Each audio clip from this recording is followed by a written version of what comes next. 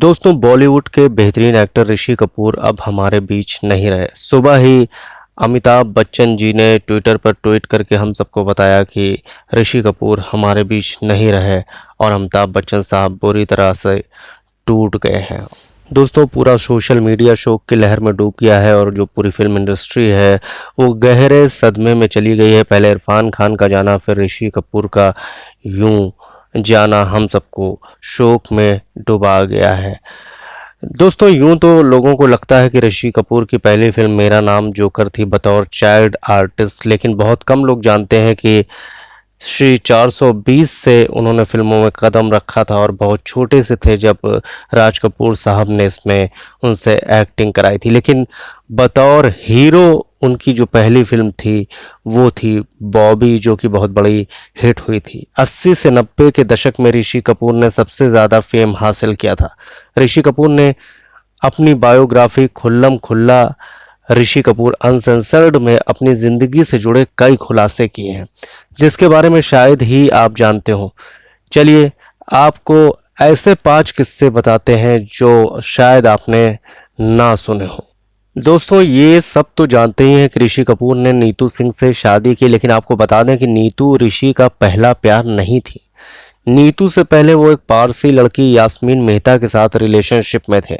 उन्होंने इस बारे में ज़्यादा बताया नहीं, लेकिन जब नीतू से उनकी पहली मुलाकात हुई तब वो यास्मीन को डेट कर रहे थे। फिल्म बॉबी हिट होने पर यास्मीन को लगा कि ऋषि बॉबी में उनकी को स्टार रही डिम्पल कपाड़िया के साथ रिलेशनशिप में है। इस गलत फहमी की वजह से उन्होंने ऋषि को छोड़ दिया। हालांकि ऋषि ने उन्हें समझाने की बहुत कोशिश की थी। दोस्तों, दूसरा जो किस्सा है वो भी आपको बताता हूँ। अपनी किताब में ऋषि ने इस बात का जिक्र भी किया है कि राजेश खन्ना ने उनकी अंगूठी समुद्र में फेंक दी थी। दरअसल ऋषि जब यास्मीन के साथ रिलेशनशिप में थे तब यास्मीन ने उन्हें एक रिंग गिफ्ट की थी, लेकिन फिल्म बॉबी के दौरान डिम्पल ने वो रिंग उनसे लेकर पहन ली। वहीं जब राजेश खन्ना ने डिम्पल को प्रपोज किया तो उनसे उस रिंग को समुद्र में फेंकने को कहा।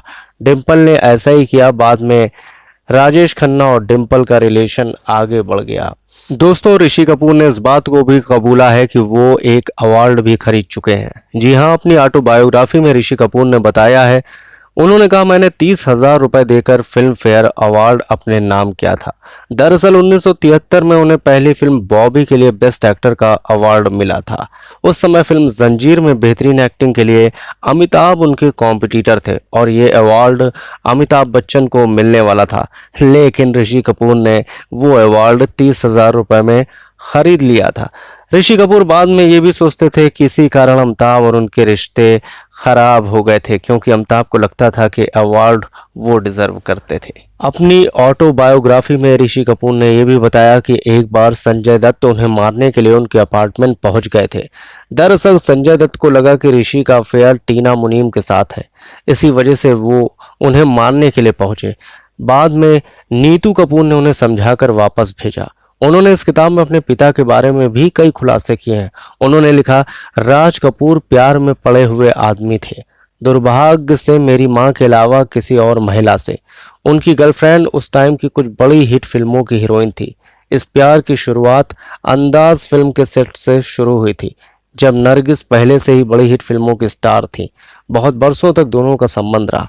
दोस्तों, जब ऋषि कपूर और नीतू सिंह की शादी हो रही थी तो आपको बता दें कि ऋषि कपूर अपनी ही शादी में बेहोश हो गए थे। दरअसल नीतू सिंह ने बहुत भारी लहंगा पहन रखा था, जिसकी वजह से उन्हें सफोकेशन हो गया था और वो बेहोश हो गई थी, और भीड़ इकट्ठा होने के कारण ऋषि भी ये देखकर घबरा गए और बेहोश हो गए थे।